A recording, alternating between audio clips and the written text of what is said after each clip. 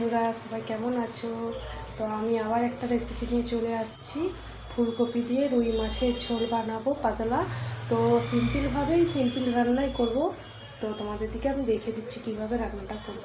বন্ধুরা, রুই মাছটাকে ধুয়ে নুন, হলুদ, লবণ আর একটু সরষার তেল দিয়ে আমি মাখিয়ে রেখেছি। এবার মাছগুলোকে ভেজে নেব। ভাজার জন্য কড়াটা বস করিয়ে দিয়েছি। কড়াটা গরম হয়ে গেছে, এবার তেল দিয়ে দেবো। বন্ধুরা, তেলটা গরম হয়ে গেছে, এবার মাছগুলো ভালো করে ভেজে নেবো লাল লাল করে। বন্ধুরা, ফুলকপি আর আলুটাকে কেটে একসাথে নুন হবে। দেখো বন্ধুরা, মাছগুলো লাল লাল করে ভাজা হয়ে গেছে। এবারে ফুলকপিগুলো আলুগুলোকে লাল লাল করে ভেজে নেবো। বন্ধুরা, আলুগুলো লাল লাল করে ভাজা হয়েছে, এবারে তুলে নেবো। ফুলকপিগুলো ভেজে নেবো।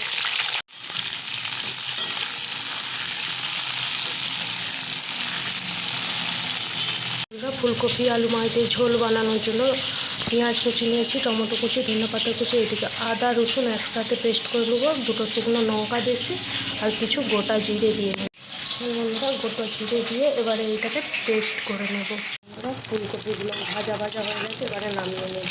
মশলা কষানোর জন্য গোটা জিরে শুকনো লঙ্কা দিয়ে হয়ে গেছে ফোড়নটা, এবারে পেঁয়াজ কুচি দেবো। লাল লাল করে ভেজে নেব।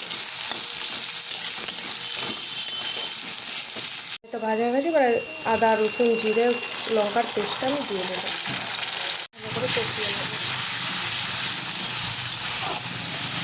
রাখা টমেটো দিয়ে দেবো। পরিমাণ মতো লবণ দিয়ে দেবো। হলুদ গুঁড়ো দিয়ে দেবো। গুঁড়ো দিয়ে দেবো। পরিমাণে জলটা দিয়ে মশলাটা ভালোভাবে কষিয়ে নেব। মশলাটা তেল ছাড়া হয়ে গেছে, এবারে ভেজে রাখা ফুলকপি আলু দিয়ে দেবো। ভালো করে মিশিয়ে নেবো মশলার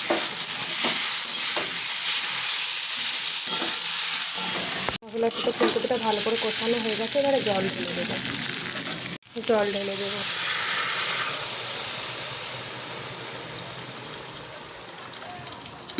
দেখো বন্ধুরা, জল ঢেলে দিয়ে যাবে। চাপা দিয়ে আলুগুলো সিদ্ধ করতে দিয়ে দেবো। বন্ধুরা, সবজিটা হয়ে গেছে, এবারে মাছ ভাজাগুলো দিয়ে ফুটিয়ে নেবো হালকা।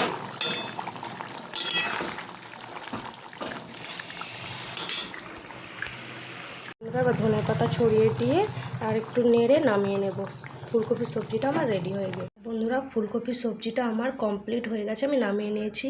তো যদি রেসিপিটা ভালো লেগে থাকে অবশ্যই লাইক কমেন্ট শেয়ার করে দেবেন আর চ্যানেলটিকে ফলো করবেন।